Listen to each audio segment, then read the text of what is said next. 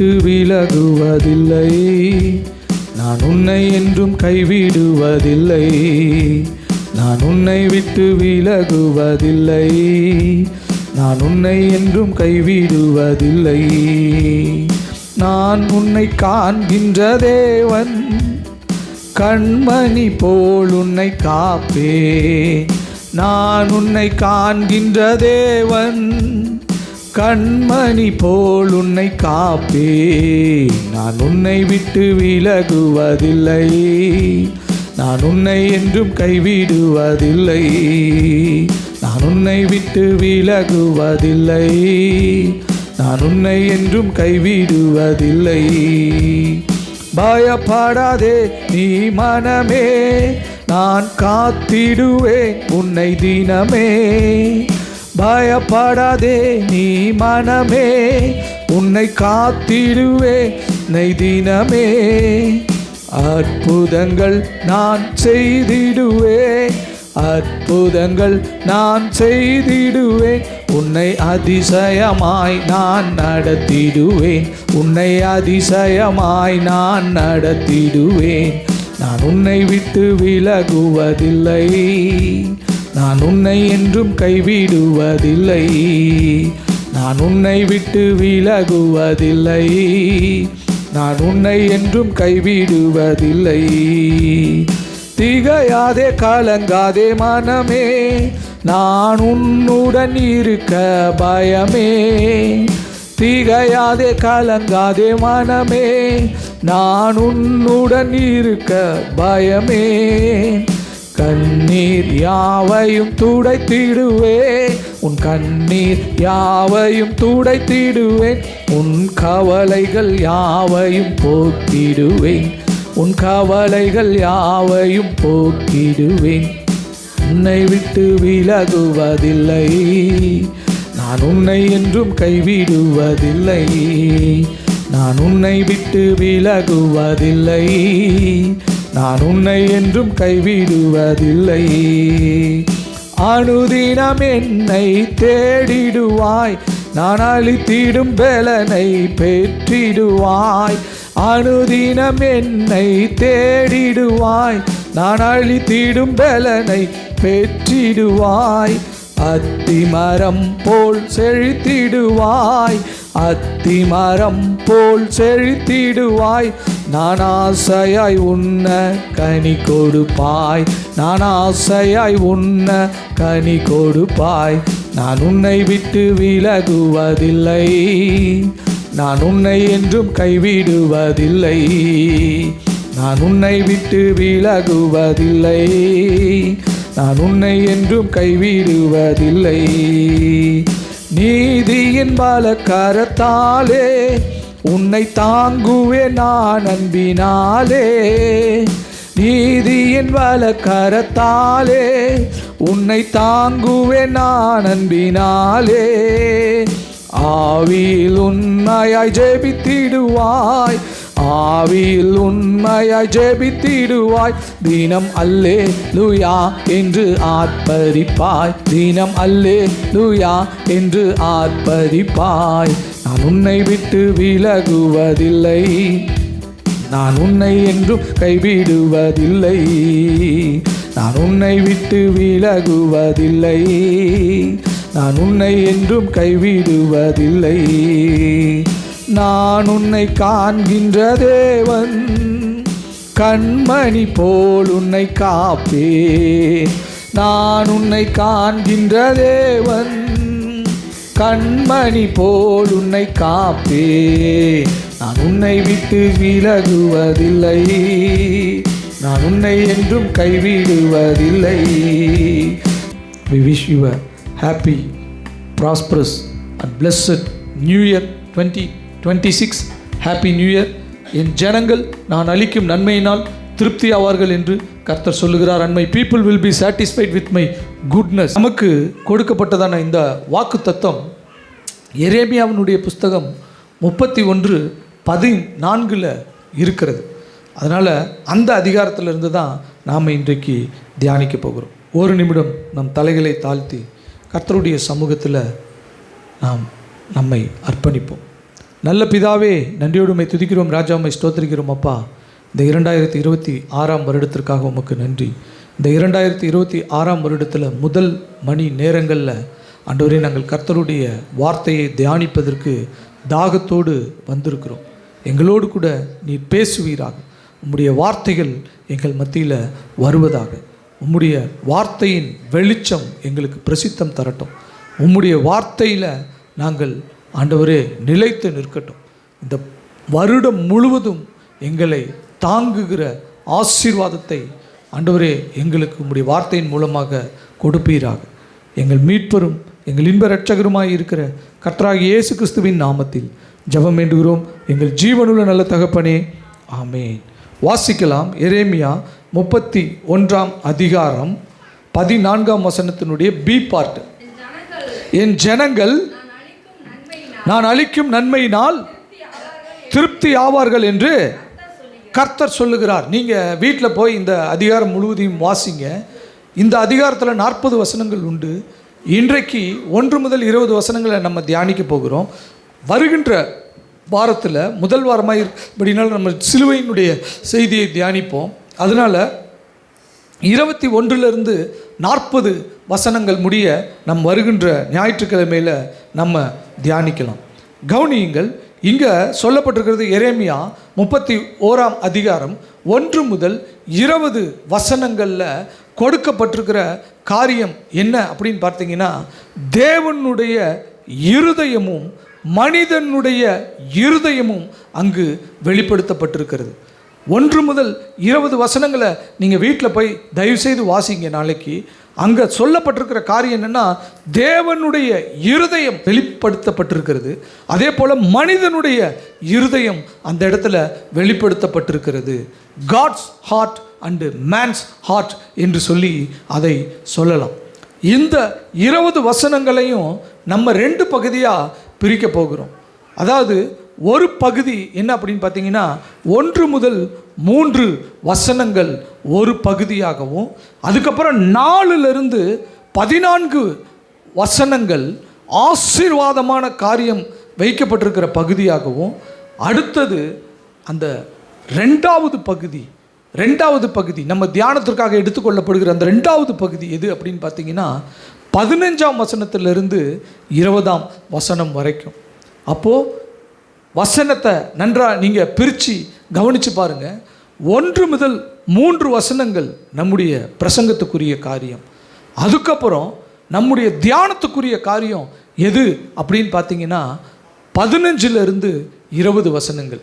நடுவில் 4 14 வரைக்கும் தேவன் உங்களுக்கு கொடுத்திருக்கிற பிரத்யோகமான வாக்கு தத்தங்கள். அதை நான் ஒவ்வொன்றாக சொல்லி உங்களுக்கு ஆசீர்வாதமாய் நான் கர்த்தர் சொல்லியிருக்கிற அந்த ஆசீர்வாதத்தை உங்களுக்கு சொல்லி உங்களுக்கு அந்த ஆசீர்வாதமான வசனத்தின் மூலமாக பரலோக ஆசீர்வாதத்தை கொண்டு வருவேன். அதனால் இந்த காரியத்தை ரொம்ப கவனமாக நீங்கள் கவனிக்கணும்.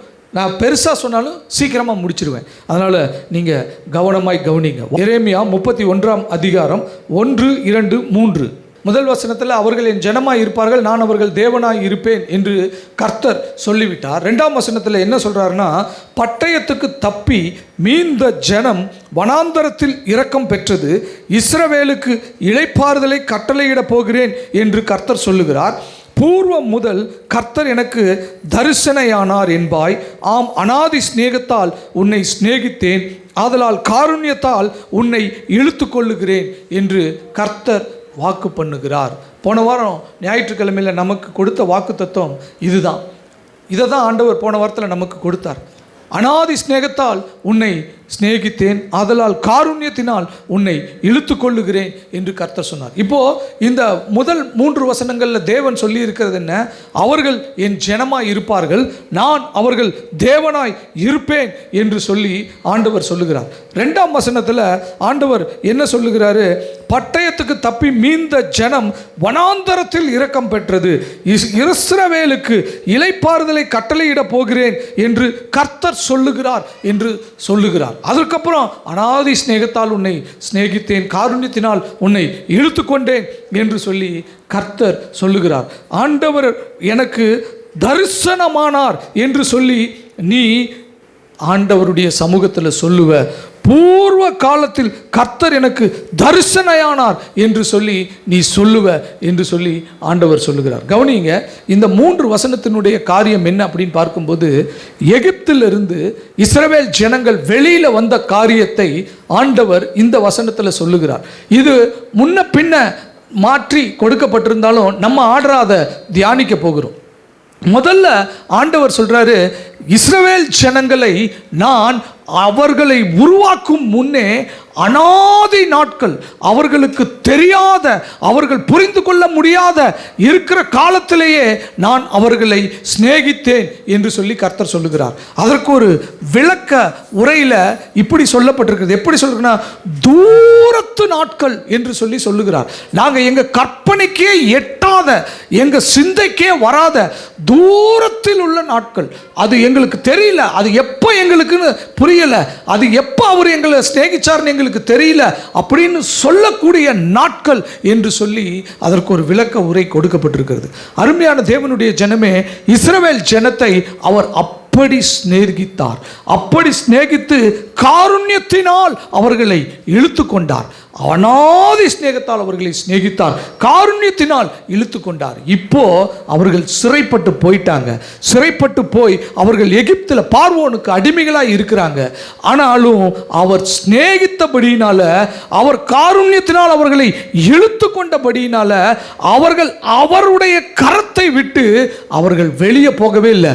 அடிமைகளாக தான் இருந்தாங்க, அடிமையாக தான் விற்கப்பட்டாங்க, பாடு அனுபவிச்சாங்க, வேதனையை அனுபவிச்சாங்க, கொடுமையை அனுபவிச்சாங்க, சொல்ல முடியாத காரியத்தை அவங்க தாங்கினாங்க, கண்ணீர் சிந்தினாங்க. ஆனாலும் அவர்களிடத்தில் இருக்கிற ஒரு காரியம் என்ன அப்படின்னு பார்த்தீங்கன்னா, தேவன் அவர்களை நேசித்தார். தேவன் அவர்களை காருண்யத்தினால் இழுத்து கொண்டார். ஓசியாவில் நம்ம வாசிக்கிறோம், மனுஷரை கட்டி இழுக்கிற அன்பின் கயிறுகளால் நான் அவர்களை கட்டி இழுத்தேன் என்று சொல்லி கர்த்தர் சொல்லுகிறார். அருமையான தேவனுடைய ஜனமே, அங்கு என்ன சொல்லப்பட்டிருக்கிறது பாருங்க. ஒரு அன்பின் கயிறுனால கட்டி அவர் அந்த கயிறை கையில் வச்சிருக்காரு, ஜனங்களை விட்டுட்டாரு. அவங்க கட்டப்பட்டிருக்காங்க, அது அவங்களுக்கு தெரியல. அவங்கள சுத்தி ஒரு அன்பு கட்டப்பட்டிருக்கிறது, அவங்கள சுத்தி ஒரு பெரிய அன்பு, ஒரு பூரணமான ஒரு காரியம், ஒரு கிருபை சூழப்பட்டிருக்கிறது. அது அவர்களுக்கு தெரியல. எகிப்தினுடைய பெண்கள் பிள்ளை பெறும்போது மருத்துவச்சி போகலன்னா அவங்க செத்து போயிடுவாங்க, இல்லை அந்த பிள்ளை செத்து போயிடும். ஆனால் இஸ்ரவேலினுடைய பிள்ளைகள் பிள்ளை பெறும்போது மருத்துவச்சிங்க சொல்கிறாங்க, அவங்கெல்லாம் ரொம்ப பலசாலிகளாக இருக்கிறாங்க, எங்களுக்கு ஆச்சரியமாக இருக்குது, நாங்கள் போகிறதுக்குள்ளே அவங்க பிரசவிச்சிடுறாங்க அப்படின்னு சொல்லி அந்த மருத்துவச்சிகள் சொல்லுகிறார்கள். பாருங்க, ஆண்டவருடைய கிருபை அவங்க கூட இருக்கு. அடிமையாக தாங்க இருக்காங்க, அடிமையாக தான் போயிருக்காங்க, அடிமையாக தான் அவங்க விற்கப்பட்டிருக்கிறாங்க, அடிமையாக தான் அங்கே இருக்கிறாங்க, அந்த தேசத்தில் கொடுமையை அனுபவிக்கிறாங்க. அவங்க வாழ்க்கையில் எந்த ஒரு சந்தோஷமும் இல்லை, அவங்க வாழ்க்கையில் எந்த ஒரு நிம்மதியும் இல்லை. ஆனாலும் அங்கே சொல்லப்பட்டிருக்கிற காரியம் என்ன? அவர்களை சுற்றி ஒரு அன்பின் கயிறு கட்டப்பட்டிருக்கிறது. அந்த கயிறு கர்த்தரிடத்தில் இருக்கிறது. அநாதி ஸ்நேகத்தினால நான் அவர்களை ஸ்நேகிச்சையா, காருண்யத்தினால அவர்களை நான் இழுத்து கொண்டுட்டேன். ஐயோ அவங்க அடிமையா இருக்காங்களே, ஐயோ அவங்க அவ்வளோ வேதனைப்படுறாங்களே. பொறு பொறு பொறு, என் அன்பு அவங்க கூட இருக்கு, என் அன்பு அவங்க கூட இருக்கு. இப்போ சொல்றாரு, பட்டயத்துக்கு தப்பினார்கள், பட்டயத்துக்கு தப்பினார்கள், பட்டயத்துக்கு தப்பின மீந்த ஜனம் என்று சொல்லுகிறார். இது எதை சொல்றாரு? அவங்க வெளியில் வந்துட்டாங்க. இப்போ பாலும் தேனும் ஓடுகிற கானான் தேசத்தை நோக்கி அவங்க நடக்கிறாங்க. பார்வோனுடைய பட்டயம் அவங்கள துரத்துது. பார்வோனுடைய பட்டயத்துக்கு அவங்க தப்பினாங்க. எப்படி தப்புனாங்க? ஒரு அற்புதம் நடந்தது. இப்போ அவங்களுக்கு அந்த அன்பு புரியல. அவங்க நினைக்கிறாங்க, இப்போ என்ன நடக்க போகுது? வனாந்தரத்தில் நான் செத்துருவனா? இந்த வனாந்தரமான காரியத்திலே என் வாழ்க்கை முடிஞ்சிருமா? பட்டயத்துக்கு நான் தப்பிப்பேனா? எனக்கு என்ன ஆண்டவர் வைத்திருக்கிறார்? எனக்கு வாழ்வு வைத்திருக்கிறாரா, சாவு வைத்திருக்கிறாரா? எனக்கு தெரியலையே, பயமா இருக்கே. முன்னாடி கடல், பின்னாடி பார்வோனுடைய சேனை, பட்டயம். நடந்த காரியம் என்ன? செங்கடல் பிளந்தது, வெட்டாந்தரை காணப்பட்டது. ஆச்சரியமான விதத்தில் அவர்கள் நடந்தார்கள். ஏன்? அநாதி சிநேகம், காருண்யத்தினால் அவர்களை இழுத்து கொண்டார். மனுஷரை கட்டி இழுக்கிற அன்பின் கயிறுகளால் அவர்களை கட்டி இழுத்திருக்கிறார். கட்டி இழுத்திருக்கிறார். அவங்களுக்கு தெரியல, ஏன் இதெல்லாம் என் வாழ்க்கையில் நடக்குது, ஏன் எனக்கு முன்பாக செங்கடல் பிளந்து நிற்குது, வெட்டாந்தரை எப்படி எனக்கு தெரியுது, எப்படி என் கண்ணில் வழி தெரியுது, நான் வழியை பார்க்கலையே, செங்கடலை தானே நான் பார்க்குறேன், பின்னாடி பார்க்குறேன் பார்வோனுடைய சேனை, எப்படி எனக்கு அது நடக்குது தெரியல. ஆண்டவர் சொல்கிறாரு, உனக்கு தெரியாது, அனாதி சிநேகத்தினால் நான் உன்னை சிநேகித்திருக்கிறேன், காருண்யத்தினால் உன்னை இழுத்து கொண்டிருக்கிறேன். செங்கடலை தாண்டினாங்க, வனாந்தரத்தில் இரக்கம் பெற்றார்கள் என்று சொல்லப்பட்டிருக்கிறது. அவங்க செங்கடலை தாண்டி வந்தாலும் பாவம் செஞ்சாங்க, மீறுதல் செஞ்சாங்க, வணங்கா கழுத்துள்ளவர்களாக இருந்தாங்க, விக்கிரக ஆராதனை பண்ணினாங்க. அவங்களுக்கு தேவன் எவ்வளவோ அற்புதத்தை செஞ்சிருந்தும் மேக ஸ்தம்பத்தை பார்த்து, அக்கினி ஸ்தம்பத்தை பார்த்து, பார்வோனுடைய சேனை செங்கடல்ல அமிழ்ந்து போனதை பார்த்து, இன்று கண்ட எகிப்தியனை இனி நீ காண்பதில்லை என்று சொல்லுகிற அந்த வாக்குத்தத்தம் நிறைவேறும்படியான ஒரு அக்கினி, ஒரு காரியம் அங்கு நடந்தது, ஒரு அழிவு அங்கு நடந்தது. ஆனாலும் பாவம் செஞ்சாங்க. வசனம் சொல்லுகிறது, அவங்க பாவம் செஞ்சு மீறி நடந்து வணங்கா கழுத்துள்ளவர்களாக இருந்து தேவனுக்கு துரோகம் பண்ணி இருந்தோம். வேதம் சொல்லுகிறது, வனாந்தரத்தில் இரக்கம் பெற்றுக்கொண்டார்கள். ஏன்பா என் மேலே அந்த இரக்கம்? நான் எவ்வளவு பெரிய பாவி, நான் எவ்வளவு பாவத்தை செய்கிறேன், எவ்வளவு மீறுதலை செய்கிறேன், எவ்வளவு அக்கிரமமாக நடக்கிறேன், தேவனை நான் பார்க்கறதில்ல, தேவனுக்கு முன்பாக என் இருதயம் சரியா இல்லை, எனக்கும் தேவனுக்கும் சரியான உறவு இல்லை, நான் தேவனை துதிக்கிறதில்லை, ஆராதிக்கிறதில்லை, ஜெபிக்கிறதில்லை, வேதத்தை வாசிக்கிறதில்லை, எல்லாத்துலேயும் குறைவு, எல்லாத்துலேயும் அசட்ட, எல்லாத்துலேயும் தேவனுக்கு பிரியமில்லாத காரியம். ஆனால் வனாந்தரத்தில் இரக்கம் பெற்றுக்கொண்டார்கள், பட்டயத்துக்கு தப்பினார்கள், வனாந்தரத்தில் இரக்கத்தை பெற்றுக்கொண்டார்கள், வனாந்தரத்தில் இரக்கத்தை பெற்றுக்கொண்டார்கள். அழிச்சிருப்பார் தேவன். நான் உங்களுக்கு ஒரு காரியத்தை சொல்கிறேன் பாருங்க. மோசேட்ட ஆண்டவர் கேட்குறார், நீ நவுறு மோசே, இப்போ நான் இந்த ஜனங்களை அழிச்சிட்றேன் அப்படின்னு சொல்லி ஆண்டவர் சொல்கிறார். எல்லாரும் பெருசாக எதை பேசுவாங்க அப்படின்னா, மோசே மட்டும் அன்னைக்கு விட்டுருந்தா, மோசே மட்டும் சரி ஆண்டவரை முடிச்சு விடுங்க பேசிக்கலாம் அப்படின்னு சொல்லியிருந்தா ஆண்டவர் அழிச்சிருப்பார் அப்படின்னு மோசேவை சொல்லுவாங்க. நான் இப்படி சொல்கிறேன், அதை அன்னைக்கு மோசே, ஆமாம் ஆண்டவரே இவங்களை அடித்து காலி பண்ணிடுங்க, ஒருத்தனாவது வணங்குறானா பார்த்தீங்களா, ஒருத்தனாவது உங்களுக்கு கீழ்ப்படுகிறானா பார்த்தீங்களா, விக்கிரக ஆராதனை செய்கிறானுங்க பார்த்தீங்களா, உங்கள் பேச்சை கேட்குறானுங்களா பார்த்தீங்களா, சரி என்ன நவுத்தி விடுங்க, நாங்கள் என்ன பெரிய ஜாதி ஆக்கிறேன்னு சொல்கிறீங்களே, என்ன நவுத்துங்க, அவனுங்களை முடிச்சிருங்க அப்படின்னு ஒருவேளை மோசே சொல்லியிருந்தாலும் ஆண்டவர் என்ன தெரியுமா சொல்லியிருப்பார்? யோனா கிட்ட சொன்னதை இங்கே சொல்லியிருப்பார். எப்படி மோசே என்னால் அழிக்க முடியும், வலது கைக்கும் இடது கைக்கும் வித்தியாசம் அறியாது இருக்கிற இத்தனை ஆயிரம் ஜனங்களை நான் எப்படி அழிப்பேன் அப்படின்னு தான் ஆண்டவர் சொல்லியிருப்பார். ஜனங்கள் அழிச்சிருக்க மாட்டார். யோவான் சொல்றான், வானத்திலிருந்து அக்கினிய இறக்கி இவங்களெல்லாம் காலி பண்ணிடலாமா? தேவன் என்ன விரும்புகிறாருங்கிறத முதல்ல போய் கற்றுக்க, அன்பு எதுங்கிறத கற்றுக்க, தேவனுடைய விருப்பம் என்ன, தேவனுடைய மனது என்னங்கிறத போய் கற்றுக்க. அவர் செய்யவே மாட்டார். நான் உங்களுக்கு சாட்சியாக சொல்கிறேன், எவ்வளவு பெரிய அழிவை, எவ்வளவு பெரிய மோசமான காரியத்தை, நிகிரகமான காரியத்தை எந்த மனுஷன் சொன்னாலும் நம்பாதீங்க, ஆண்டவரே சொன்னாலும் நீங்கள் நம்பாதீங்க. ஏன்னா அவர் இரக்கத்தில் ஐஸ்வர்யம் உள்ள தேவன். துன்மார்க்கன் தன் துன்மார்க்கத்தில் மரிப்பது எனக்கு பிரியமாக இருக்குமோ என்று அவர் சொல்லுகிறார்.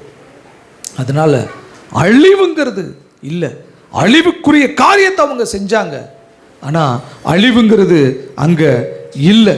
அவங்க சொன்னாங்க, வனாந்தரத்தில் நாங்கள் இரக்கத்தை பெற்றுக்கொண்டோம், அதற்கப்புறம் அவங்களுக்கு இளைப்பாறுதலை நான் கட்டளை இடுவேன் என்று சொல்லி கர்த்தர் சொல்லுகிறார். ஓசியாவில் சொல்கிறாரு, நான் மனுஷரை கட்டி இழுக்கிற அன்பின் கயிறுகளால் அவர்களை கட்டி இழுத்தேன், அவர்கள் கழுத்துகளின் மேல் இருந்த நுகத்தடியை நான் எடுத்து போட்டேன், அவர்கள் பட்சமாய் சாய்ந்து அவர்களுக்கு ஆகாரம் கொடுத்தேன் என்று சொல்லி ஆண்டவர் சொல்றார். நுகத்தடியை எடுத்து போட்டாராயா. அவங்க பக்கமா சாஞ்சி அவங்களுக்கு ஆகாரம் கொடுத்தாராம். எங்க கொடுத்தாரு? வனாந்தரத்தில் கொடுத்தாரு. எகிப்திலிருந்து வெளியில கொண்டு வந்தாரு. பார்வோனின் சேனைக்கு தப்புவித்தாரு. செங்கடல் நடுவாக பிளந்து வெட்டாந்தரையில் அவர்களை நடத்தி கொண்டு வந்தாரு. வனாந்தரத்தில் அவர்களுக்கு இரக்கம் காண்பித்தாரு. அனாதி ஸ்நேகத்தால் ஸ்நேகித்ததுனால இதையெல்லாம் செஞ்சேன்னு சொன்னார். காருண்யத்தினால இழுத்து கொண்டதுனால செஞ்சேன்னு சொன்னார். மனுஷரை கட்டி இழுக்கிற அன்பின் கயிறுகளால் நான் உங்களை கட்டி இழுத்து உங்கள் மேலே இருந்த நுகத்தடியை எடுத்து போட்டு உங்கள் பக்கமாக சாய்ந்து, நான் உங்கள் பக்கம் சாஞ்சி உங்களுக்கு ஆகாரம் கொடுத்தேன் என்று சொல்லி கர்த்தர் சொல்லுகிறார்.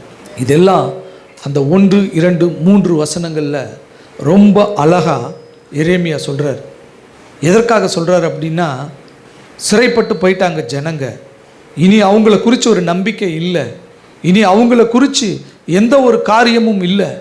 அவ்வளோதான் முடிஞ்சுது அப்படின்னு நினைக்கிச்சிட்டாங்க. இதெல்லாம் தீர்க்க தரிசனமாக எரேமியா எழுதுறார்.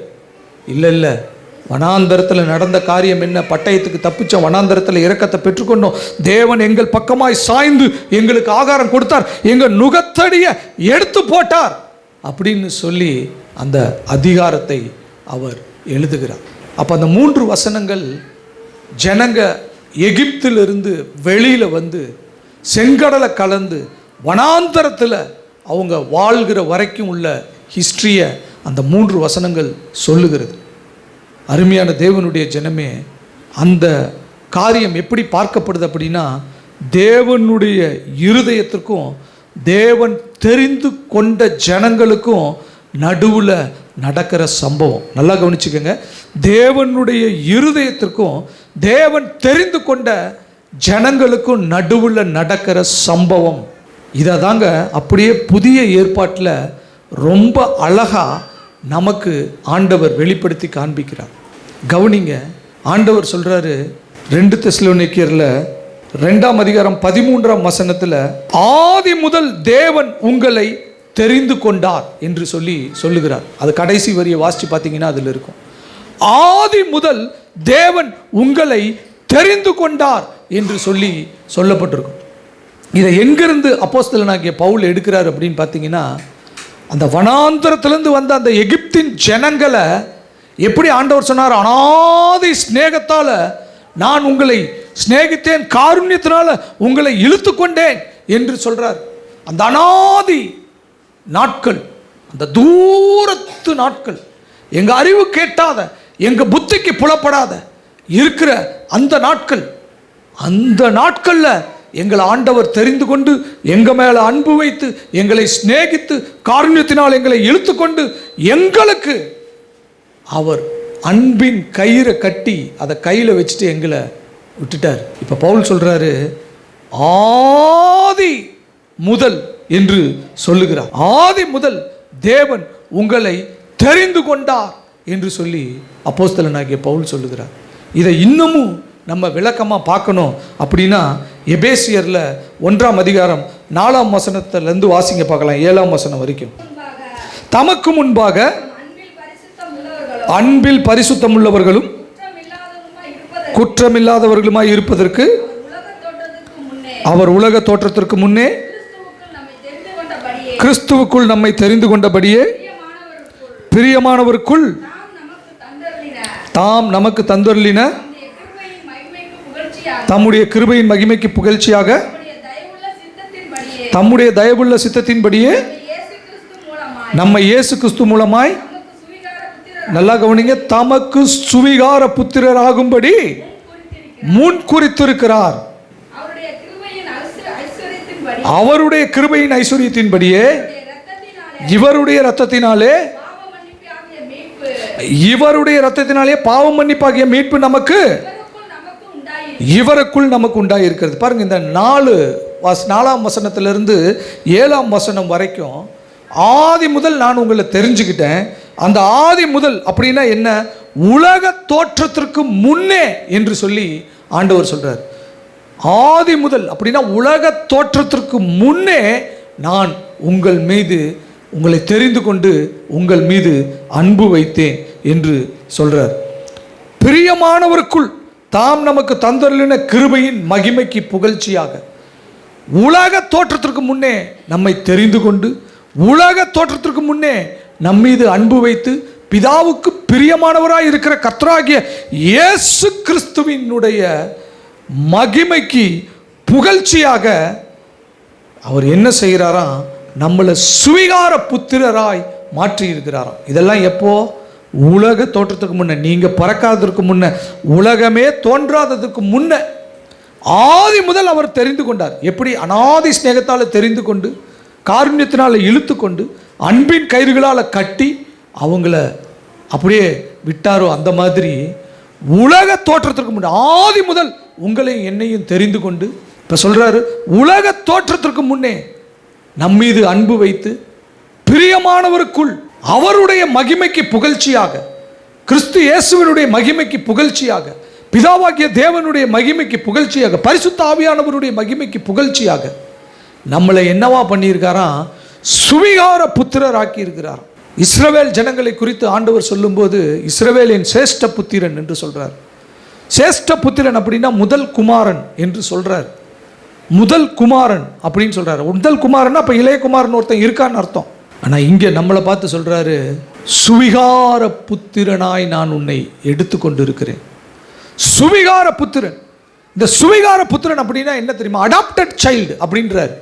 இந்த அடாப்டட் சைல்டு அப்படின்னா இவனுக்கு அண்ணனும் கிடையாது, தம்பியும் கிடையாது, தங்கச்சியும் கிடையாது, அக்காவும் கிடையாது, யாரும் கிடையாது. இப்போ உங்கள் வீட்டில் 4 பிள்ளைங்க இருக்குன்னு வச்சுக்கோங்க. நீங்கள் ஒரு பிள்ளைய சுவிகார புத்திரராக எடுத்துக்கிட்டீங்க அப்படின்னா மிச்சம் 4 பிள்ளைங்க எந்த விதத்திலையும் இவனை டிஸ்டர்ப் பண்ண முடியாது. 4 பெத்த பிள்ளைங்களுக்கு நீங்கள் சொத்து இல்லைன்னு சொல்லி துரத்திடலாம். 4 பெத்த பிள்ளைங்களுக்கு ஒன்றும் இல்லை போடா அப்படின்னு சொல்லி அனுப்பிடலாம். ஆனால் இந்த சுவிகார புத்திரனா ஒருத்தனை கொண்டு வந்துட்டீங்கன்னு வச்சுக்கோங்க, அவனை நீங்கள் என்ன செஞ்சாலும் துரத்த முடியாது, என்ன பண்ணாலும் துரத்த முடியாது. அவனுக்கு சொத்து இல்லைன்னு உங்களால் சொல்ல முடியாது. உங்கள் பெத்த பிள்ளைக்கு நீங்கள் இல்லைன்னு சொல்லிடலாம். ஆனால் அந்த சுவிகார புத்திரன், அந்த அடாப்டட் சைல்டு இருக்கான் பார்த்தீங்களா, அவனை நீங்கள் கொண்டு வந்துட்டீங்க அப்படின்னா அவனுக்கு அண்ணனும் கிடையாது, தம்பியும் கிடையாது, அக்காவும் கிடையாது, தங்கச்சியும் கிடையாது, அவனுக்கு எந்த ஒரு பாதிப்பும் கிடையாது. அவனுக்கு நீங்கள் உங்களுக்குள்ளதில் அவங்களுக்கு நீங்கள் கொடுத்தே ஆகணும், இல்லைன்னு அவனுக்கு சொல்லவே முடியாது. இப்போ சொல்கிறாரு, இஸ்ரவேல் எனக்கு சேஷ்ட புத்திரன். சேஷ்ட புத்திரன்னா பின்னாடி ஒருத்தன் இருக்கிறான். யாக்கோபை நான் ஆசீர்வதிச்சிட்டேன். ஏசா வந்து கதறான், ஐயோ எனக்கு ஆசீர்வாதத்தை கொடு, ஏதாச்சும் ஒன்றை கொடு. ஏதோ ஒன்று கொடுத்தார் ஆண்டவர். போ எடுத்துட்டு போ, எதையோ ஒன்று வச்சுக்க போ. ஒருத்தனுக்கு கொடுத்துட்டு அடுத்தால் வந்து நிற்பான். ஆனால் இங்கே உனக்கு கொடுத்ததை அவனுக்கு கொடுத்துட்டீங்களேன்னு சொல்லி யாரும் வந்து நிற்க முடியாது. சுவிகார புத்திரராகும்படி உங்களை ஆண்டவர் தெரிந்து கொண்டு இருக்கிறார். இப்போ கவனிங்க, இங்கே எகிப்தில் இருக்கிற ஜனங்கள் எப்படி இருந்தாங்கன்னு நான் சொன்னேன்.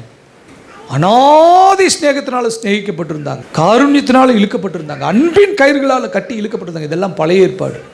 புதிய ஏற்பாட்டில் பவுல் சொல்கிறாரு, ஆதி முதல் நீங்கள் தெரிந்து கொள்ளப்பட்டிருக்கிறீர்கள். அப்படின்னா என்னப்பா? உலக தோற்றத்திற்கு முன்னே உன்னை ஆண்டவர் தெரிஞ்சுக்கிறார்ப்பா. உலக தோற்றத்திற்கு முன்னே உன் மேலே அன்பு கூர்ந்திருக்கிறார்ப்பா. உலக தோற்றத்திற்கு முன்பாகவே பிதாவினுடைய மகிமைக்கு புகழ்ச்சியாக, கிறிஸ்துவனுடைய மகிமைக்கு புகழ்ச்சியாக, பரிசுத்த ஆவியானவருடைய மகிமைக்கு புகழ்ச்சியாக உன்னை சுவிகார புத்திரனாய் தெரிந்திருக்கிறார்ப்பா. சுவிகார புத்திரன் தான் நான். இப்போ நான் பாவம் செஞ்சிட்டேனே, என்ன செய்யலாம்? சொல்றாரு, அவருடைய கிருபையின் ஐஸ்வர்யத்தின்படியே இவருடைய கர்த்தராகிய இயேசு கிறிஸ்துவனுடைய இரத்தத்தினால பாவ மன்னிப்பாகிய மீட்பு நமக்கு இவருக்குள் உண்டாய் இருக்கிறது. நீ புள்ள, நான் சுவிகார புத்திரன், பாவம் செஞ்சிட்ட, கவலைப்படாத, என் பிள்ளைய நான் அனுப்புகிறேன், என் பிள்ளையினுடைய ரத்தம் உன்னை கழுவும். இப்போ கவனிச்சு பாருங்க, முதல்ல உலக தோற்றத்துக்கு முன்னாடி ஆதி முதல் என்னை தெரிந்து கொண்டு, உலக தோற்றத்துக்கு முன்னாடி என் மேல அன்பு கூர்ந்து, உலக தோற்றத்திற்கு முன்பாகவே என்னை சுவிகார புத்திரனா மாற்றி, உங்க அப்பாவுக்கு நீ பிள்ளையாவதுக்கு முன்னாடி, உங்க அம்மாவுக்கு நீ பிள்ளையாவதுக்கு முன்னாடி உன்னை சுவிகார புத்திரனையாய் மாற்றி அந்த சன்ஷிப்பை கொடுத்து ஆண்டவர் உன்னை இந்த பூமியில் விட்டார். போ, அங்கே டிஸ்கஷன் நடக்குது. ஆண்டவரே, நம்ம தத்தெடுத்த பிள்ளை இப்படி பாவியாயிட்டானே, இப்படி பாவியாயிட்டானே, கவலைப்படாத, என்னுடைய ரத்தம் என் பிள்ளைக்காக என்னுடைய ரத்தம், என் பிள்ளைக்காக. என் உலகத்துக்கு புரியாதுங்க, ஏன் இயேசு வந்து ரத்தம் சிந்தணும், ஏன் வந்து இயேசு ரத்தம் சிந்தணும். இயேசு தான் ரத்தம் சிந்தணும், வேற வழி கிடையாது. ஏன்னா பிள்ளைக்கு அப்பா தான் கொடுக்கணும், பிள்ளைக்கு அப்பா தான் கொடுக்கணும். அந்த பிள்ளைய அவர் தான் காப்பாற்றணும், அந்த பிள்ளையை அவர் தான் எடுக்கணும். பரபாஸ், பரபாஸ்னுடைய பேரினுடைய அர்த்தம் என்ன? பிதாவின் மகன், பிதாவின் மகன். அந்த பிதாவின் மகனை காப்பாற்றினது யாரு? ஒரு பிதாவின் மகன், ஆண்டவராகிய இயேசு கிறிஸ்து. அவர்தான் வந்து அவனை காப்பாற்றினார். பரபாஸ்க்கு தெரியாது, அவன் பேர் அர்த்தம் அவனுக்கு புரியாது. ஆனா நடந்த காரியம் என்ன? பிதாவினுடைய மகனை காப்பாற்ற பிதாவினுடைய மகன் வந்தார். அருமையா இந்த நேரத்தில் உட்கார்ந்திருக்கிற நீங்கள் ஒவ்வொருவரும் பிதாவினுடைய பிள்ளைகளாக இருக்கீங்க. பிதாவினுடைய பிள்ளைகளாகிய உங்களை காப்பாற்ற அவர் வந்தார். வனாந்தரத்தில் இருந்த ஜனங்க இரக்கம் பெற்றாங்க. உங்களுக்கு அந்த இரக்கம் எப்படி கிடைச்சது? காளை, இளங்காளை, வெள்ளாட்டுக்கடா இவைகளுடைய இரத்தத்தினால அவங்க இரக்கத்தை பெற்றுக்கொண்டார்கள். ஆனால் நமக்கு பாவ மன்னிப்பும் இரக்கமும் எப்படி கிடைச்சிருக்கிறது? குமாரனாகிய இயேசு கிறிஸ்துவினுடைய இரத்தத்தினால, என் பிதாவினுடைய பிள்ளையினால, அவருடைய இரத்தத்தினால எனக்கு இரக்கம் இருக்குது, எனக்கு பாவ மன்னிப்பு கிடைச்சிருக்குது.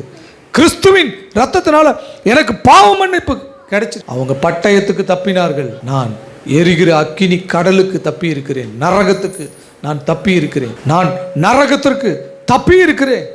இப்போ நான் உங்களுக்கு காண்பித்து கொடுத்த அந்த காரியம் ஓரளவுக்கு நீங்கள் யார் அப்படிங்கிறது உங்களுக்கு புரிஞ்சிருக்கும். இஸ்ரவேல் ஜனங்களை எப்படி ஆண்டவர் தெரிந்து கொண்டு பட்டயத்திற்கு அவங்கள தப்பிச்சு, வனாந்தரத்தில் அவங்க பாவிகளாக இருந்தபோது அவங்களுக்கு வனாந்தரத்தில் இரக்கத்தை காண்பிச்சு, அவங்கள போஷிச்சு, அவங்களுக்கு ஆகாரத்தை கொடுத்து எப்படி அவங்கள நடத்தினாரோ, அது அப்படியே புதிய ஏற்பாட்டில் எனக்கு என்னுடைய வாழ்க்கையில் கொண்டு வந்து வைக்கிறார். பவுல் சொல்கிறாரு, ஆதி முதல் நான் தெரிந்து கொள்ளப்பட்டேன். எபேசியரில் சொல்கிறாரு, நீ உலக தோற்றத்திற்கு முன்னாடியே உன் மேலே பிதாவாகிய தேவன், குமாரனாகிய இயேசு கிறிஸ்து, பரிசுத்த ஆவியானவர் அன்பு கூர்ந்திருக்கிறார்கள். அப்போவே உன்னை சுவிகார புத்திரனாக மாற்றி இருக்கிறாங்க. அப்போவே உன் பாவத்திற்காக உலக தோற்றம் முதல் அடிக்கப்பட்ட ஆட்டுக்குட்டியானவர் ஒருவர் இருந்திருக்கிறார். அதனால் நீ சாதாரணமான ஆள் இல்லை, நீ பிதாவினுடைய பிள்ளை. பிதாவினுடைய பிள்ளையை மீட்க பிதாவினுடைய பிள்ளை தான் வரணும். உனக்காக அவர் வந்துட்டாரு, உன்னை மீட்டு எடுத்துட்டாரியா. நீ திரும்பி பார், உன்னை துரத்தின காரியம் ஒன்றும் இருக்காது. உன் வாழ்க்கையில் நீ திரும்பி பார், உன்னை துரத்தின காரியம் ஒன்றும் இருக்காது. இதை எரேமியா சொல்லிட்டு அதுக்கப்புறம் 4ஆம் வசனத்திலிருந்து அந்த ஆசீர்வாதத்தை சொல்கிறாரு. நீங்கள் 4லேருந்து 14 வரைக்கும் குறிச்சிட்டு வீட்டில் போய் நான் சொன்னதை அப்படியே பாருங்கள், அந்த வசனங்களில் இருக்கும். நமக்கு சமயம் இல்லாததுனால நானே உங்களுக்காக அந்த ஆசீர்வாதத்தை சொல்லிடுறேன். நான் உன்னை மறுபடியும் கட்டுவிப்பேன், நீ கட்டப்படுவாய், நீ திராட்சை தோட்டங்களின் பலனை அனுபவிப்பாய். திராட்சை தோட்டம் அப்படின்னா செழிப்பை குறிக்கிறது, ஆசீர்வாதத்தை குறிக்கிறது. ஆசீர்வாதத்தின் பலனை நீ அனுபவிப்பாய். நீ அழுகையோடும் விண்ணப்பங்களோடும் வந்தாலும் நான் உன் கண்ணீரை துடைத்து உன் விண்ணப்பத்திற்கு பதில் கொடுத்து உன்னை வழி நடத்துவேன். தண்ணீர் உள்ள நதிகள் அண்டையில் நீ வழி நடத்தப்படுவாய். நான் உனக்கு பிதாவாய் இருப்பேன், நீ எனக்கு சேஷ்ட புத்திரனாய் இருப்பாய், சுவிகார புத்திரனாய் இருப்பாய். மேய்ப்பன் தன் மந்தையை காப்பாற்றுவது போல நான் உன்னை காப்பாற்றுவேன். உன்னிலும் பலத்தவனுடைய கைக்கு நான் உன்னை நீங்களாக்கி விடுவிப்பேன். உன் ஆத்துமா நீர்ப்பாய்ச்சலான தோட்டத்தை போல இருக்கும், நீ இனி தோய்ந்து போவதில்லை. நான் உன் துக்கத்தை சந்தோஷமாக மாற்றி உன்னை தேற்றுவேன், உன் சஞ்சலம் நீங்க உன்னை சந்தோஷப்படுத்துவேன். இதெல்லாம் அடக்குன கடைசி ஆசீர்வாதம் தான் என்ன அப்படின்னு பார்த்தீங்கன்னா, நமக்கு ஆண்டவர் கொடுத்துருக்கிறதான இந்த வாக்குத்தத்தம் 14ஆம் வசனத்தில் சொல்லப்பட்டிருக்கிறது. என் ஜனங்கள் நான் அளிக்கும் நன்மையினால் திருப்தி ஆவார்கள். இந்த ஒரு வசனத்துக்குள்ள எவ்வளவு காரியத்தை ஆண்டவர் முன்னாடி வச்சிருக்கிறார். அந்த பகுதியினுடைய கடைசி வசனம் இதுதான். அதுக்கு அடுத்தது வேற சாப்டர் வருது. அந்த 14 வசனத்தினுடைய கடைசி, அந்த 14 வசனத்தினுடைய அந்த கடைசி வசனமாக இருக்கிறது தான் நமக்கு ஆண்டவர் கொடுத்திருக்கிறதான இந்த வாக்குத்தத்தம். என் ஜனங்கள் நான் அளிக்கும் நன்மையினால் திருப்தி ஆவார்கள். இப்போ இந்த வாக்குத்தத்தத்தை திரும்ப நான் வேகமாக உங்களுக்காக சொல்லிடுறேன். நான் உன்னை மறுபடியும் கட்டுவிப்பேன், நீ கட்டுவிக்கப்படுவாய். நீ திராட்சை தோட்டங்களின் பலனை அனுபவிப்பாய். திராட்சை தோட்டம் தான் செழிப்பு, ஆசீர்வாதம். அதனுடைய பலனை நீ அனுபவிப்பாய். நீ அழுகையோடும் விண்ணப்பங்களோடும் வந்தாலும் நான் உன் கண்ணீரை துடைத்து உன் விண்ணப்பத்திற்கு பதில் கொடுத்து உன்னை வழிநடத்துவேன். தண்ணீர் உள்ள நதிகள் அண்டையில் நீ வழி நடத்தப்படுவாய். நான் உனக்கு பிதாவாய் இருப்பேன், நீ எனக்கு புத்திர சுவிகாரனாய் இருப்பாய். மேய்ப்பன் தன் மந்தையை காப்பாற்றுவது போல நான் உன்னை காப்பாற்றுவேன். உன்னிலும் பலத்தவனுடைய கைக்கு நான் உன்னை நீங்களாக்கி விடுவிப்பேன். உன் ஆத்துமா நீர்ப்பாய்ச்சலான தோட்டத்தை போல் இருக்கும்.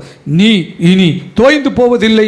நான் உன் துக்கத்தை சந்தோஷமாக மாற்றி உன்னை தேற்றுவேன். உன் சஞ்சலம் நீங்க உன்னை சந்தோஷப்படுத்துவேன். என் ஜனங்கள் நான் அளிக்கும் நன்மையினால் திருப்தி ஆவார்கள். என் ஜனங்கள் நான் அளிக்கும் நன்மையினால் திருப்தி ஆவார்கள். இது வரைக்கும் உங்களுக்கு புரிஞ்சிருக்கும். இப்போது ஒரு முக்கியமான ஒரு பகுதிக்குள்ளே வந்துடுறோம். இது தேவனுடைய இருதயம். இப்போது நம்முடைய இருதயம் எப்படி இருக்கணும் தெரியுமா? நம்முடைய இருதயம் எப்படி இருக்கணும்? இந்த புதிய வருடத்திற்குள்ளே பிரவேசிக்கும் போது நாம் எப்படிப்பட்டவர்களாய் தேவனுக்கு இருக்க வேண்டும்? அப்படி நம்ம இருந்தால் தேவன் நமக்கு என்ன செய்கிறாரு அப்படிங்கிறத பார்த்துட்டு ஒரு 10 நிமிஷத்தில் நம்ம முடிச்சிடலாம். வாசிங்க எரேமியா 31ஆம் அதிகாரம் 15 முதல் 20 வசனம். ராமாவிலே புலம்பலும் கேட்கப்பட்டது. ராகேல் தன் பிள்ளைகளுக்காக அழுது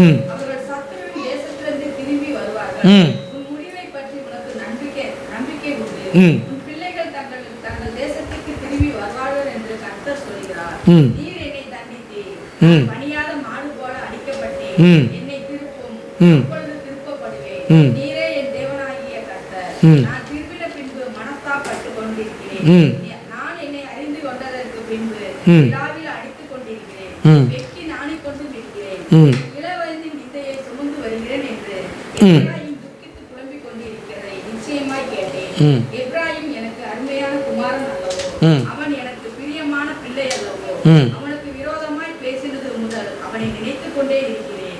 ஆகையால் என் உள்ளம் அவனுக்காக கொதிக்கிறது, அவனுக்கு உருக்கமாய் இறங்குவேன் என்று கர்த்தர் சொல்கிறார். போதும். இப்போ ஒரு 5 வசனம் வாசித்தோம். இதில் நான் சிம்பிளாக உங்களுக்கு ஒரு காரியத்தை சொல்கிறேன். இந்த வசனத்தினுடைய ஆர்டர் படி நம்ம பார்த்தோம்னா இது நமக்கு புரியாது. அதனால் நானே அந்த சம்பவங்களை உங்களுக்கு தெளிவாய் நான் சொல்லிடுறேன். இங்கே என்ன சொல்லப்பட்டிருக்கிறது? முதல்ல ஒரு மகன் சொல்லப்படுகிறான், அதற்கப்புறம் ஒரு தாய் சொல்லப்படுகிறாள், அதற்கப்புறம் அந்த சம்பவங்களை தேவன் விவரித்து சொல்லுகிறார். தேவன் பேசுகிறதாக எரேமியாவுக்கு காண்பிக்கப்பட்டது. முதல்ல அந்த மகன் என்ன சொல்கிறான் அப்படிங்கிறத நீங்கள் கவனித்து பார்க்கறதுக்கு ஒரு வசனம் உங்களுக்கு புரிய வேண்டும். சங்கீதத்தில் ஒரு வசனம் இருக்குது. என்ன வசனம் அப்படின்னு பார்த்தீங்கன்னா, நான் உபத்திரப்படுவதற்கு முன்பு மீறி நடந்தேன். அதாவது என்ன சொல்கிறேன்னா, நான் உபத்திரவப்படுவதற்கு முன்பு மீறி நடந்தேன். ஐயா, நான் எல்லாம் என் வாழ்க்கையில் நல்லா இருக்கும்போது, நான் சந்தோஷமாக இருக்கும்போது தேவனுக்கு விரோதமாக நான் பாவம் செய்தேன் என்று சொல்லி சங்கீதக்காரன் சொல்லுகிறான். இப்போ அந்த வசனத்தை நீங்கள் அப்படியே மனசில் வச்சுக்கோங்க. இப்போ இங்கே சொல்லப்பட்டிருக்கிற அந்த மகன் அந்த காரியத்தை தான் செய்கிறான். அவன் சந்தோஷமாக இருந்த நாட்களில் தேவன் அவனை பரிபூர்ணமாக ஆசீர்வதிச்சிருந்த அந்த நாட்களில் தேவன் அவனுக்கு அளவில்லாமல் கொடுத்திருந்த அந்த சம்பத்தின் நிமித்தம், செழிப்பின் நிமித்தம் அவன் என்ன செய்கிறான்? அவன் மீறி நடக்கிறான் என்று சொல்லி பார்க்கிறோம். அவன் மீறி நடக்கிறான். அவன் சொல்கிறான், நான் பணியாத மாடு போல இருந்தையா அப்படிங்கிறான். தேவன் அவனை எவ்வளவோ அவனை திருத்தினார், எவ்வளவோ அவன்கிட்ட போய் காரியத்தை சொன்னார். அப்பா, நீ இப்படி வாழாத, நான் உனக்கு கொடுத்துருக்கிற ஆசீர்வாதம் பெருசு, நான் உன்னை தெரிஞ்சு கொண்டிருக்கிற காரியம் பெருசு, நான் உன் மேலே வச்சிருக்கிற அன்பு பெருசு, நீ இப்படி இருக்காத, நீ இந்த மாதிரி இருக்காத, வணங்கா கழுத்துள்ளவனா இருக்காத, நீ இந்த மாதிரிலாம் இருந்தீன்னா உனக்கு வாழ்க்கையில் ரொம்ப மோசமான காரியங்கள் நடக்கும், அதனால நீ என் பேச்சை கேட்டு நீ திரும்பு என்று சொல்லி ஆண்டவர் அவன்கிட்ட சொல்கிறாரு. ஆனால் அவன் என்ன சொல்கிறான்? பணியாத மாடு போல நான் இருந்தேன் என்று சொல்லி அவன் சொல்லுகிறான். தேவனை விட்டு தூரமாக போனான். தேவனை விட்டு தூரமாய் போய் அவன் தேவனுக்கும் அவனுக்கும் எந்த சம்பந்தமும் இல்லாதபடிக்கு அவன் வாழ்ந்து கொண்டிருந்தான். அந்த மகனை நீங்கள் புரிஞ்சுக்கணும் அப்படின்னா, உங்களுக்கு புரியறதுக்காக நான் சொல்கிறேன், அந்த இளைய குமாரனை நீங்கள் புரிந்து வைத்துக்கொள்ளுங்க. இளைய குமாரனை நீங்கள் மனசில் வச்சுக்கோங்க. தன் தகப்பனிடத்தில் ஆஸ்தியை வாங்கி கொண்டு வேசிகள் இடத்துல போய் தூர தேசத்தில் போய் துன்மார்க்கமாய் வாழ்ந்து அவன் தகப்பனுக்கும் அவனுக்கும் சம்பந்தம் இல்லாமல் அவனுடைய ஆஸ்திகளை எல்லாம் அழித்து போட்டு அவனுடைய எல்லா காரியத்தையும் இழந்து போய் நின்னான் இல்லையா ஒரு மகன். அந்த மகனை நீங்கள் நினச்சிக்கோங்க. இப்போது இங்கே அந்த மகனை தான் எரேமியா பிரதிபலிக்கிறார். சொல்கிறார், ஒரு பையன் இருந்தாங்க, அந்த பையன் தேவன் அவனுக்கு எவ்வளவோ ஆசீர்வாதத்தை கொடுத்தார், எவ்வளவோ நன்மையை கொடுத்தார். ஆனால் அவனுடைய வாழ்க்கையில் தேவன் அவன் திரும்பி பார்க்கவே இல்லை, தேவன் அவன் நோக்கி பார்க்கவே இல்லை, தேவனுக்கு அவனுக்கு சம்பந்தம் இல்லாமல் அவன் வாழ்ந்தான். அவன் சொல்கிறான், பணியாத மாடு போல நான் இருந்தேன் அப்படிங்கிறான். பணியாத மாடு போல, அடங்காத மனுஷனா, வணங்கா கழுத்துள்ளவனா நான் வாழ்ந்தேன். இப்போ ஆண்டவர் சொல்கிறாரு, நான் உன்னை தண்டிக்க போகிறேன், நான் உன்னை தண்டிக்க போகிறேன். அவனை கர்த்தர் தண்டித்தார். நீர் என்னை தண்டித்தீர், நான் உபத்திரவப்படுவதற்கு முன்பு மீறி நடந்தேன். இப்போ ஒரு உபத்திரவம், கர்த்தருடைய தண்டனை என் வாழ்க்கையில் வந்துருச்சு. அங்கே சொன்னால், பண்ணி திங்கிற தவிடு எனக்கு கிடைச்சா போதுங்க, அதை திங்க ஆசையாக இருக்கிறேன், அதை ஒருத்தனும் எனக்கு தரலங்க. ஒரு தண்டனை அவனுக்கு வந்துச்சு, ஒரு தண்டனை அவனுக்கு வந்துச்சு. அந்த மாதிரியான ஒரு தண்டனை இந்த மகனுக்கு வந்துச்சு. இப்போது அந்த பணியாத மாட்டை எப்படி அடிப்பாங்களோ அப்படி என்னை கர்த்தர் அடித்தாருங்க, அப்படி என்ன கர்த்தர் அடித்தார். நான் வழி தப்பி போனேன், என் தகப்பனை விட்டு பிரிந்து போனேன், நான் பணியாத மாடு போல சுற்றி திரிந்தேன். நீர் என்னை தண்டித்தீர், நீர் என்னை தண்டித்தீர், நீர் என்னை அடித்தீர் என்று சொல்லி அந்த மகன் சொல்லுகிறான். இப்போ நான் அடிக்கப்பட்டு உபத்திரவங்களுக்குள்ளே வந்துட்டேன், உபத்திரவங்களுக்குள்ளே வந்து நான் இப்போ கதறிக்கிட்டு இருக்கிறேன் அப்படின்னு சொல்லி அந்த மகன் சொல்கிறான். இப்போது அங்கே ராகேல்னு ஒரு வார்த்தை, அந்த ராகேல் என்ற பேர் எதுக்காக வருது அப்படின்னு பார்த்தீங்கன்னா, ராகேல் முன்னையே செத்துட்டான். ஆனாலும் ஆண்டவர் சொல்கிறாரு, இந்த மகனை ராகேலுக்கு தாயாக சொல்கிறார். ஏன்னா அதுக்கு ஒரு காரணம் இருக்குது. அது இப்போ நம்ம சொன்னோம்னா அது ஹிஸ்டாரிக்கலாக போகும், அது தேவையில்லை நமக்கு, நீங்கள் சும்மா புரிஞ்சுக்கங்க. அந்த மகனுக்கு ராகேலை தாயாக சொல்கிறார். மகன் பிரிஞ்சு போயிட்டான், கர்த்தரை விட்டு பிரிஞ்சு போயிட்டான், கர்த்தருடைய காரியத்திலேருந்து அவன் விலகி போயிட்டான், கர்த்தருடைய எல்லா காரியத்தையும் விட்டுட்டு அவன் ஓடி போயிட்டான், கர்த்தரை மதிக்கலை, கர்த்தருக்கு முன்பாக வணங்கலை, கர்த்தருக்கு முன்பாக வணங்கா கழுத்துள்ளவனாக இருந்து அவன் ஓடி போயிட்டான். இப்போது அந்த ராகேலை ஆண்டவர் காண்பிக்கிறார். ராகேல் தன் பிள்ளைக்காக அழுகுறான். ஐயோ, என் பையன் ஒருத்தர் இருந்தானே, ஆஸ்திலையும் அந்தஸ்திலையும் அவனை அழகாக வச்சுருந்தானே, செல்வ செழிப்போடு இருந்தானே, காலையில் அவனுக்கு பாலும் நெய்யுமா ஊட்டுனனே, மத்தியானத்துக்கு அவன் கேட்கிற காரியத்தையெல்லாம் கொடுத்து அவனை போஷித்தனே, ராத்திரி அவனுக்கு அவ்வளவு அருமையான சாப்பாடு கொடுத்து அவனை தூங்க வச்சு அழகு பார்த்தனே. இப்போ என் பிள்ளை எங்கே இருக்கானோ, என் பிள்ளை எங்கே சிறையாயிருக்கானோ, என் பிள்ளையை நான் பார்க்கணும்னு நினைக்கிறேன், என் பிள்ளையை பார்க்க முடியல, என் பிள்ளை இல்லாதபடியினால் நான் அழுகிறேன் என்று சொல்லி ராகேல் சொல்லுகிறான். பிரிஞ்சு போயிட்டான் பையன். இப்போ தாய் அழுகிறா அந்த மகனுக்காக. இப்போ டைரக்டாக அங்கே பையனுடைய வாழ்க்கையில் ஆண்டவர் தண்டித்து அந்த பையன் மனம் மாற்றத்துக்குள்ளே வந்துட்டான். அவனை அந்த பக்கமாக வச்சிட்டாரு. இப்போ அம்மாட்ட வராரு, ராகேலை பார்த்து சொல்கிறாரு, நீ அழாதபடிக்கு உன் கண்ணீரை காத்துக்கொள். ஆண்டவர் சொல்கிறார், நீ அழாதபடிக்கு. அவள் அழுது புலம்புறா. அவளை பார்த்து சொல்கிறார், ராகேல் நீ அழாதபடிக்கு உன் சத்தத்தை அடக்கிக்கொள், நீ கண்ணீர் விடாதபடிக்கு உன் கண்களை காத்துக்கொள் அப்படின்னு சொல்கிறார். நீ உன் பிள்ளைக்காக அழுது கதர்னதுக்கு உன் கிரியைக்கு பலன் உண்டு அப்படிங்கிறார். உன் முடிவை பற்றி உனக்கு நம்பிக்கை இருக்கு அப்படிங்கிறார். அப்படின்னா என்ன அர்த்தம்? உன் பிள்ளைக்காக நீ அழுகுறல்ல, உன் பிள்ளைக்காக நீ வேதனைப்படுறல்ல, உன் பிள்ளை எங்கே போனானோ, உன் பிள்ளை எப்படி ஆவானோ, என்ன மாதிரி இருக்குமோ, அவனுடைய வாழ்க்கை எப்படி போகுமோ, அவனுடைய எதிர்காலம் எப்படி ஆகுமோ, ராகேல் நீ கண்ணீர் சிந்தரல்ல, கவலைப்படாத, உன் முடிவை பற்றி உனக்கு நம்பிக்கை உண்டு. உன் பிள்ளை எங்கேயும் போக மாட்டான், உன் பிள்ளை திரும்ப வருவான், உன் பிள்ளை திரும்ப இந்த தேசத்துக்கு வருவான் அப்படின்னு சொல்லி ராகேல்கிட்ட சொல்கிறார். இப்போது அந்த மகன் திரும்ப கர்த்தரிடத்தில் வருகிறான். கர்த்தரிடத்தில் வந்த உடனே எப்படி அந்த தகப்பனிடத்தில் அந்த மகன் ஓடி வந்தபோது அந்த தகப்பன் ஓடி போய் அவனை கட்டி பிடிச்சி அவனுக்கு மோதிரம் போட்டு வஸ்திரங்களை மாற்றி அவனை கொண்டு வந்து அவனுக்கு கொளுத்த கன்றுகளை அடித்து அவனுக்கு புசிக்க கொடுத்து அவனை ஆடல் பாடலோடு எப்படி மகிழ்ச்சியாக்குனாரோ அதே போல் ஒரு மகிழ்ச்சியை ஆண்டவர் இந்த பையனுக்கு கொடுக்குறார். இந்த பையனுக்கு கொடுக்குறார். ராகேல்கிட்ட சொன்ன மாதிரி அவனை கொண்டு வந்துட்டார்.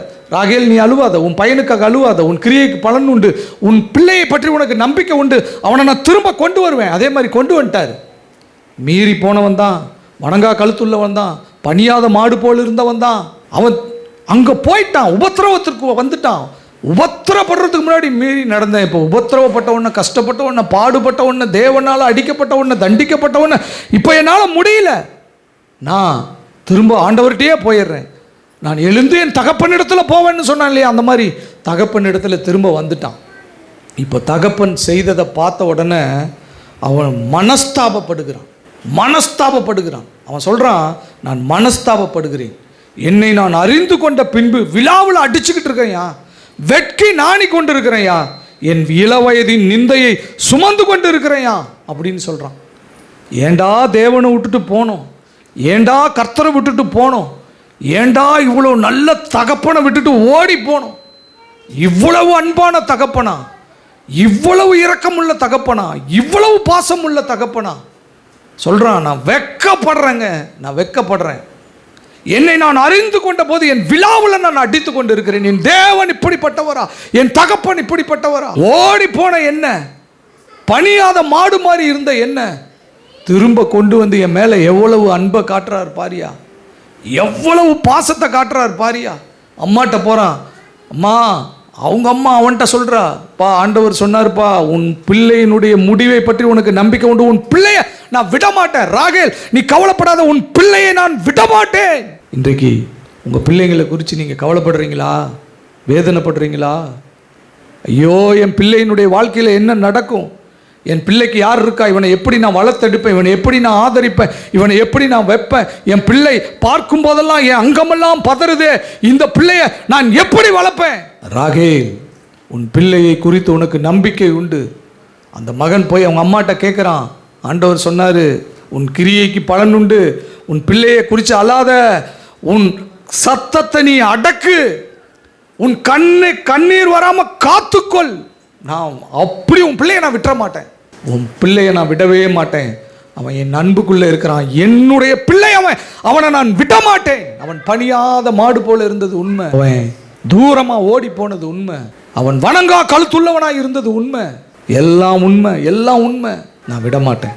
அவன் பாவம் செஞ்சுக்கிட்டு இருக்கான். இங்கே சொல்கிறாரு அவங்க அம்மாட்ட, விட மாட்டேன், நான் சத்தியமாக விட மாட்டேன், என் மகனை ஒரு நாள் நான் விட மாட்டேன். இந்த பாவி திரும்பி வந்தான் பாருங்க, மனஸ்தாபப்படுகிறான், கிறிஸ்துவினுடைய அன்பை பார்த்து மனஸ்தாபப்படுகிறான். எனக்காப்பா இவ்வளோ அன்பு, ஐயோ உங்களை விட்டுட்டா நான் ஓடுனேன், உங்களை விட்டுட்டா அந்நிய தெய்வத்துக்கு பின்னாடி ஓடுனேன், உங்களை விட்டுட்டா உலக ஸ்நேகத்தை பார்த்துட்டு ஓடுனேன், உங்கள் அன்பை விட்டுட்டா உலகத்துக்குள்ளே போய் கிடந்தேன், அந்த சிற்றின்பத்தில் உழண்டேன், அந்த சின்ன ஆசையில், பாவ ஆசையில் உங்களை விட்டுட்டா போய் நான் விழுந்தேன், அல்லையில் அடித்து கொள்ளுகிறேன், என்னை நான் அறிந்து கொண்டு போதோ என் விழாவில் நான் அடித்து கொண்டு இருக்கிறேன், நான் வெட்கப்படுகிறேன், என் இயேசுவை விட்டுட்டு நான் வெளியில் போனதுக்கு நான் வெட்கப்படுறேன், நான் மனஸ்தாபப்படுகிறேன். இப்படிப்பட்ட ஒரு இருதயத்தை ஆண்டவர் பார்த்த உடனே இப்போ ஆண்டவர் பேசுகிறாரு, நீ எனக்கு அருமையான குமாரன்பா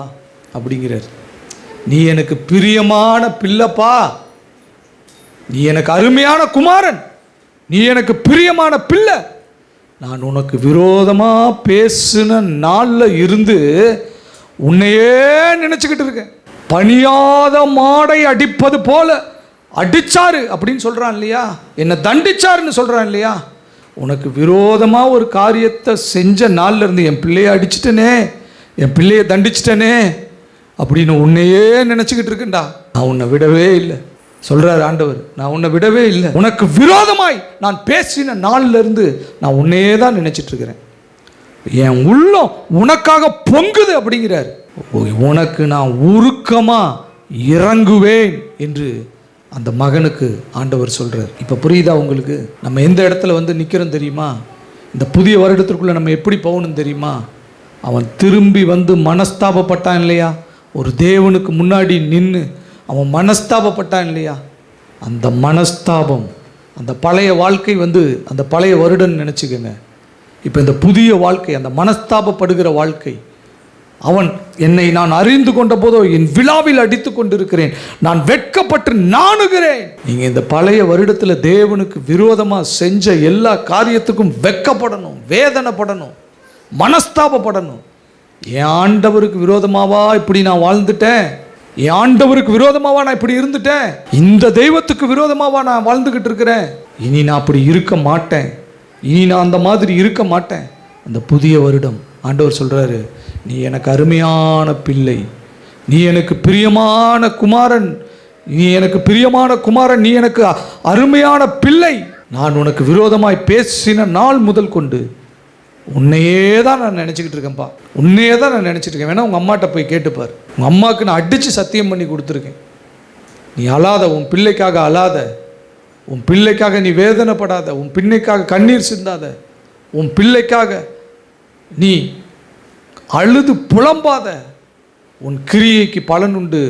உன் பிள்ளையை பற்றின நம்பிக்கைக்கு உனக்கு, உன் பிள்ளையை பற்றி உனக்கு ஒரு நம்பிக்கை உண்டு. கர்த்தர் சொல்கிறார். இப்போது நான் என்ன செய்யணும்? இந்த புதிய வருடத்தில் ஒரு மனஸ்தாபத்தோடு நீங்கள் உள்ளே போகணும். நம்முடைய தேவன் இரக்கங்களில் ஐஸ்வர்யம் உள்ள தேவன். அவர் சொல்கிறாரு, நான் என் உருக்கமான இரக்கங்களினால் உனக்கு நான் இறங்குவேன் என்று சொல்லி கர்த்தர் சொல்கிறார். ஆகையால் என் உள்ளம் உனக்காக பொங்குது, என் உருக்கமான இரக்கங்களால் உனக்கு நான் இறங்குவேன் என்று கர்த்தர் சொல்கிறார். இந்த வருடத்திற்குள்ளே பிரவேசிக்கிற உங்களை பார்த்து ஆண்டவர் சொல்கிறார், மகனே மகளே, நீ என் பிள்ளை, நீ எனக்கு அருமையான குமாரன் குமாரத்தி, நீ எனக்கு பிரியமான பிள்ளை. உனக்காக என் உள்ளம் கொதிக்கிறது, பொங்குகிறது. உனக்கு விரோதமாய் நான் பேசின நாள் முதல் கொண்டு உன்னையே தான் நான் சிந்திச்சுக்கிட்டு இருக்கிறேன், உன் மேலேயே தான் நான் விருப்பமாக இருக்கிறேன், உன்னையே தான் நான் நினச்சிக்கிட்டு இருக்கிறேன். உன்னை நான் எப்படி கைவிடுவேன், எப்படி நான் விடுவேன்? என் அன்பு பூரா உன் மேலே இருக்கே, என் பாசம் பூரா உன் மேலே இருக்கே. இதை தெரிஞ்சுக்கிட்டு அவன் மனஸ்தாபப்படுறாங்க. ஐயோ ஐயோ, இப்படி ஒரு அன்பா என் மேலே? பணியாத மாடு போல, அடங்காத மாடு போல சுற்றி திரிந்த என் மேலே இப்படி ஒரு அன்பா? கிறிஸ்துவின் அன்பு அப்படிப்பட்ட அன்பு. அவருடைய அன்பை நீங்கள் பூரணமாக ருசிக்கும் போது இந்த கேள்வியை கேட்பீங்க, ஆண்டவரே என் மேலேயா இப்படி அன்பு? என் மேலே தானா உங்களுக்கு இப்படிப்பட்ட அன்பு? ஆண்டவர் சொல்கிறார், ஓ மேலே தாண்டா அந்த மாதிரி அன்பு வச்சிருக்கிறேன் நான் சொல்கிறார் ஆண்டவர். உருக்கமான இரக்கங்களால் நான் உனக்கு இறங்குவேன். நான் அளிக்கும் நன்மையினால் நீ திருப்தியாவாய். நான் அளிக்கும் நன்மையினால் நீ திருப்தியாவாய். நீ என்னுடைய குமாரன், நீ எனக்கு பிரியமான பிள்ளை. உனக்கு விரோதமாய் நான் பேசின நாள் முதற்கொண்டு உன்னையே தான் நான் நினைத்து கொண்டு இருக்கிறேன். உன் மேலே தான் நான் பிரியமாய் இருக்கிறேன், உன் மேலே தான் நான் நினைவாய் இருக்கிறேன். உருக்கமான இரக்கங்களால் உனக்கு நான் இறங்குவேன். உருக்கமான இரக்கங்களால் உனக்கு நான் இறங்குவேன். உன்னை நான் எப்படி கைவிடுவேன்?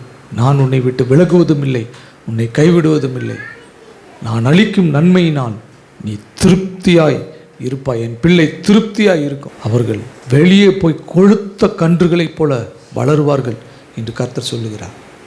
அருமையான தேவனுடைய ஜனமே, ஏதோ ஒரு 4 வார்த்தையை சொல்லிட்டு இந்த புதிய வருடத்திற்குள்ளே நம்ம போகலை. தேவனுடைய இருதயம் உங்களுக்கு காண்பிக்கப்பட்டிருக்கிறது. திரும்பி வருகிற மனுஷனுடைய இருதயம், மேன்ஸ் ஹார்ட் காண்பிக்கப்பட்டிருக்கிறது. அவருடைய இருதயம் எப்படி பொங்குகிறதோ அதே போல் இந்த மனிதனுடைய இருதயம் பொங்குகிறது. இதெல்லாம் ஒரு தீர்க்க தரிசனமாக பார்க்குறான். அந்த பிள்ளையினுடைய தாய் அழுகுறா, யார் என் பிள்ளையை காப்பாற்றுவா? எங்கே போனா? எங்கே சிறையில் இருக்கான்? எந்த இடத்துல இருக்கான்? என்ன ஆனா?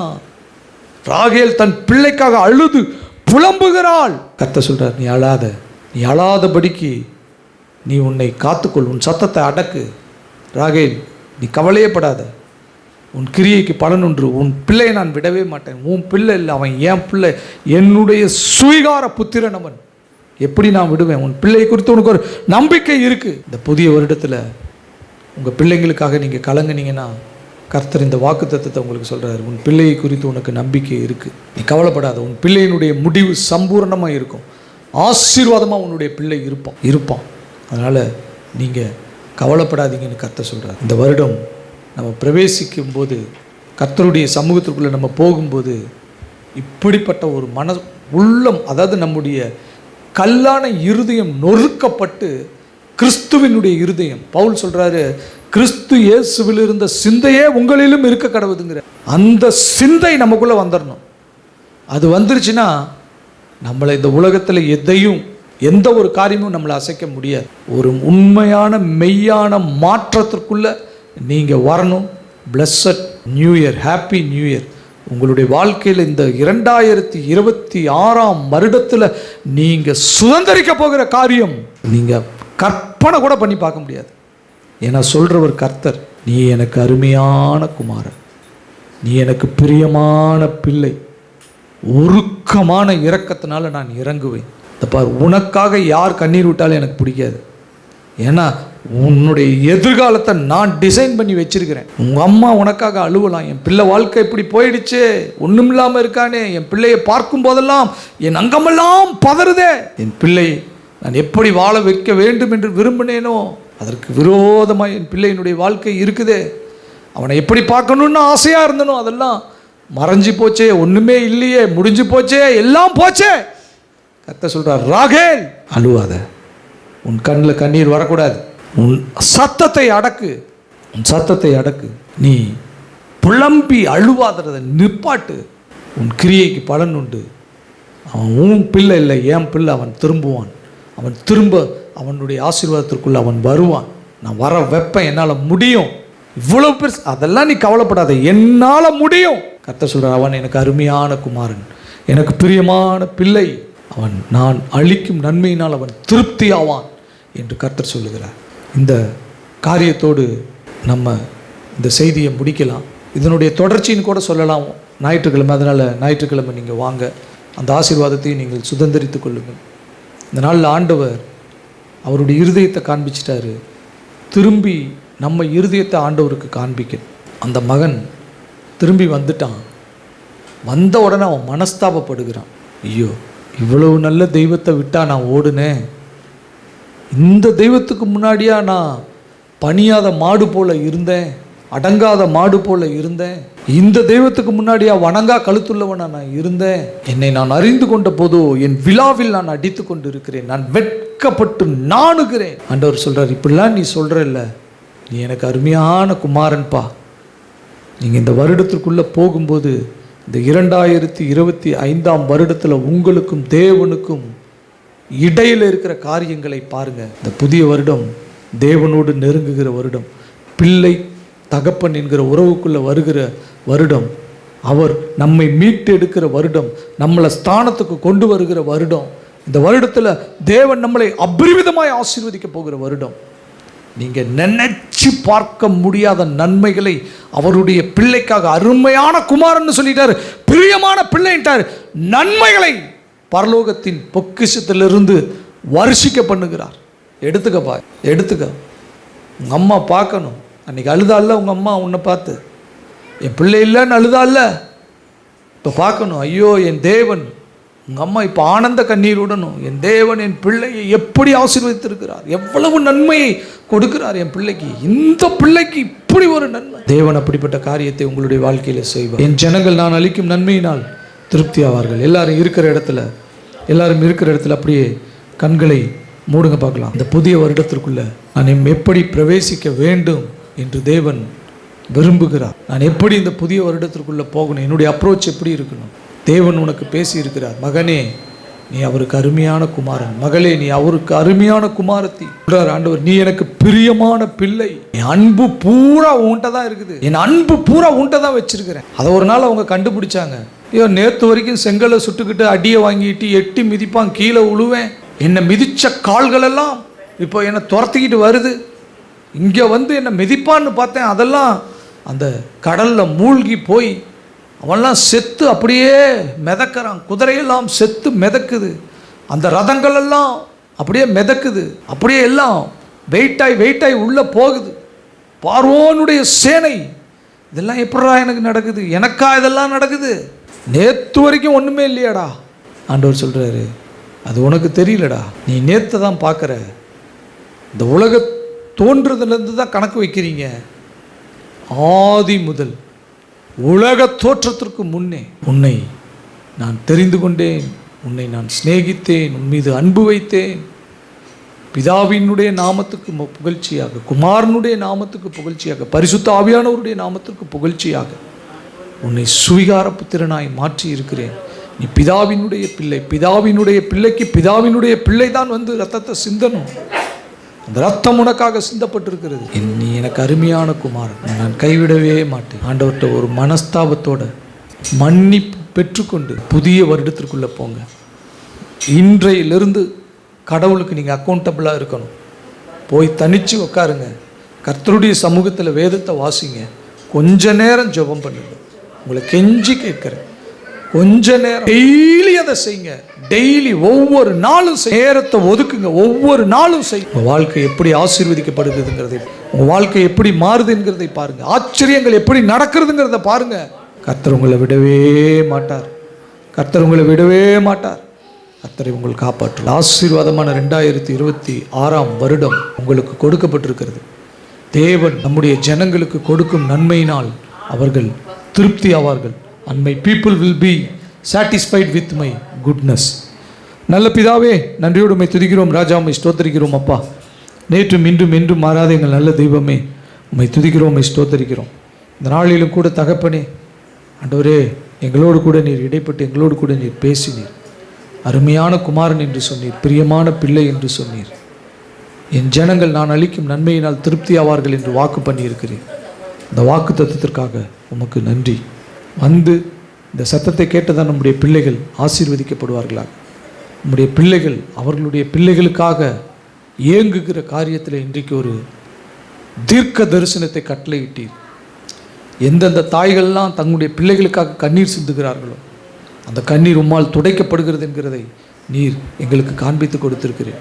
அந்த அழுது புலம்புகிற காரியம் உம்மால் ஆற்றி தேற்றப்படுகிறது என்கிறதை எங்களுக்கு காண்பித்து கொடுத்திருக்கிறேன். உன் பிள்ளை திரும்புவான் என்று வாக்கு பண்ணியிருக்கிறீரே, உன் பிள்ளையை குறித்து ஒரு நம்பிக்கை உனக்கு உண்டு என்று சொல்லி நீர் வாக்கு பண்ணியிருக்கிறீரே, உமக்கு நன்றி. தொடர்ந்து எங்களோடு கூட நீர் இடைப்படுவீராக. மீண்டுமாய் ஒரு விசை கூட இந்த ஆசீர்வாதமான 2026 வருடத்திற்காக நன்றி.